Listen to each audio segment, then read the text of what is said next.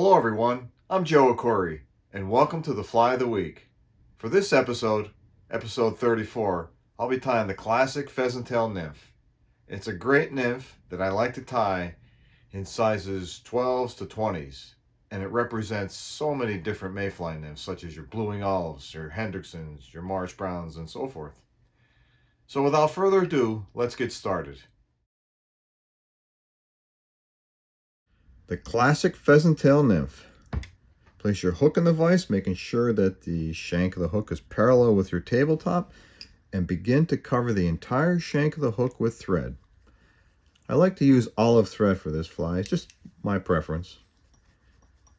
Okay, once you've covered the entire shank of the hook, clip off the excess and begin to build this fly. So the first material we're going to put on is the tail. The tail is made of the pheasant tail fibers, the ring neck pheasant tail. You're going to take about 8 or 10 of those. Make sure that you even them up by pulling the fibers down perpendicular to the stem of the feather. We'll grab 8 or 10 of those. Again, these are the cut ends. These are the natural ends. You want the natural ends jetting out to the back. But first we have to measure the length of the tail, and the length of the tail is going to be equal to the shank of the hook, including the eye, just like so. So once we have that measurement, slide that into position, pop it in place, and secure it. Secure this all the way up the shank of the hook. Don't crowd the eye. Leave about a 1/16 of an inch free from the eye. And then once that's in, return your thread back to the tails. So now there's your tails. They're proportioned with the hook. I have one short one there, so I'm going to get rid of that. Okay, maybe 2. Okay, very good. Now, the next step is the segmentation. And for the segmentation, we're using copper wire. So you're going to attach that to the side of the shank of the hook, right directly up against the tail. Okay, no gaps, guys. I don't want to see any gaps from between the copper wire and the tail. That's a no-no. So once that's secured and in the proper orientation, put that in your material clip. The next step is building the abdomen. And the abdomen is made out of pheasant tail fibers. So you want to select a ring neck pheasant tail that has very long fiber length. If it's too short, you'll never finish the abdomen. It just requires a long pheasant tail fibers for sure. So you're going to take about, maybe 12 or 15 of those fibers. These are the cut ends. Remember, these are the cut ends and these are the natural ends. And there's a taper to this fiber. The tips, the natural tips, are very fine compared to the cut ends. Okay, so there's a natural taper. And what you're going to do is you're going to attach these fine ends right to the shank of the hook, like so, but butting it right up against the tails and the copper wire. Okay, once that's achieved, you want to wrap your thread to the center of the shank of the hook, because our abdomen length is approximately equal to 50% of the shank of the hook, and the other 50%, including the eye, is going to be dedicated to the thorax for this fly. So let's begin building our abdomen. So we're going to carefully wrap our pheasant tail fibers, slightly overlapping to build that natural taper.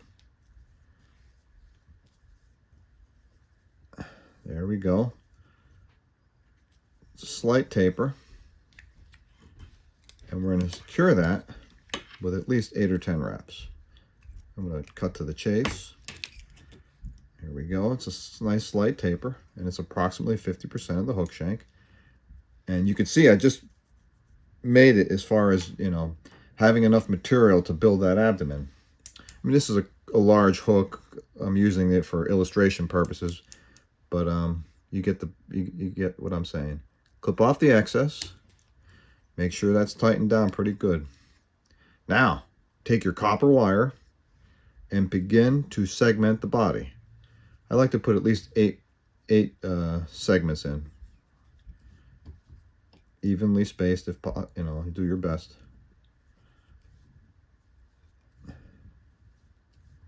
There we go. Tie that off.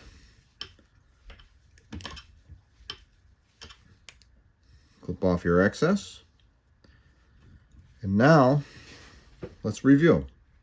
We have our tail, which is equal to the shank of the hook.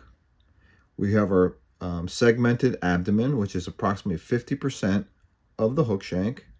The other 50% is going to be dedicated to the thorax. So now we're going to build our thorax. Our thorax is made from no other than pheasant tail. And we're going to grab a good amount of this, just like we did for the abdomen. We're going to grab about 15 or so fibers. And we're going to make the wing case, the beginning of the thorax. Now, this wing case serves as a dual purpose. You can see the natural ends and the cut ends, and there's a natural curve. We're going to attach this wing case so that it also serves, we could use the natural ends for our legs. So we have to approximate the length of the legs.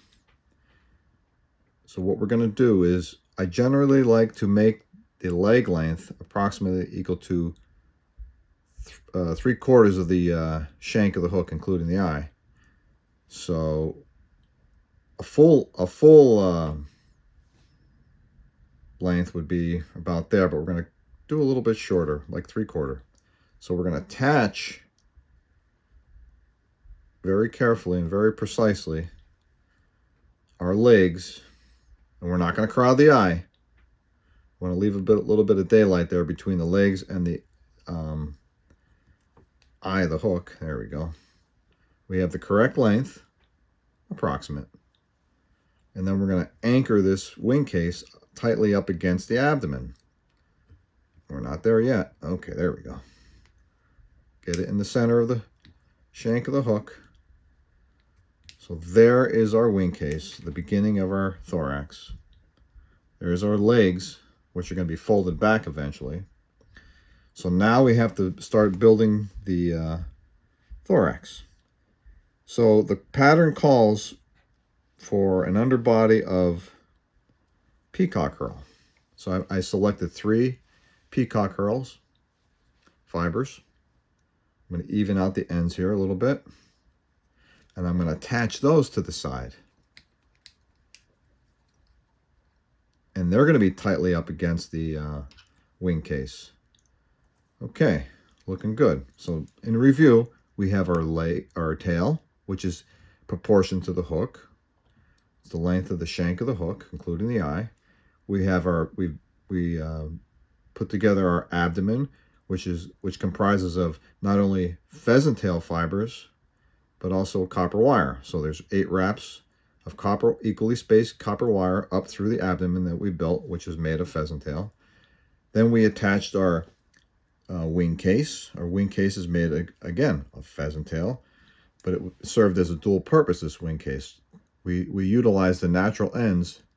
The length of the natural ends were approximately equal to 3/4 of the shank of the hook. We're going to use those for our legs. And finally, we attached the beginning of our thorax material, which is peacock herl. So I'm going to return my thread after I anchored down this piece of this group of peacock herl. I'm going to return the thread up against the legs, and I'm going to begin to build the thorax. I'm going to overlap and move forward with my wraps of peacock. That one got away. Let me start that over. There we go. There we go. That's better. Okay. I'm going to tie that off with 8 or 10 wraps. Clip off your excess. Now, we're gonna divvy up these legs. We're gonna put equal, as close as possible, equal bunches on each side of the thorax. And then we're gonna grab this wing case, pull it over. As you can see, I'm separating it. Pull it over and in between the group of the bunches of pheasant tail for the the legs. Draw them back, comb them back at the same time. Boom. And secure. Kind of force them down a little bit, like so. And now clip off your excess pheasant tail wing case and cover up any excess.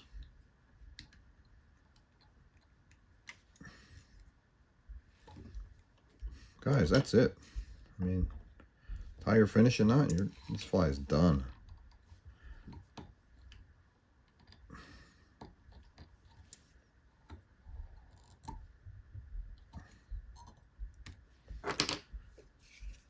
Your head cement, nice little drop of head cement there. There you have it, guys. The Classic Pheasant Tail Nymph. I highly recommend adding this one to your arsenal. Great fly. Thank you for joining me, and I'll see you on the next episode of the Fly of the Week. Tight lines, guys.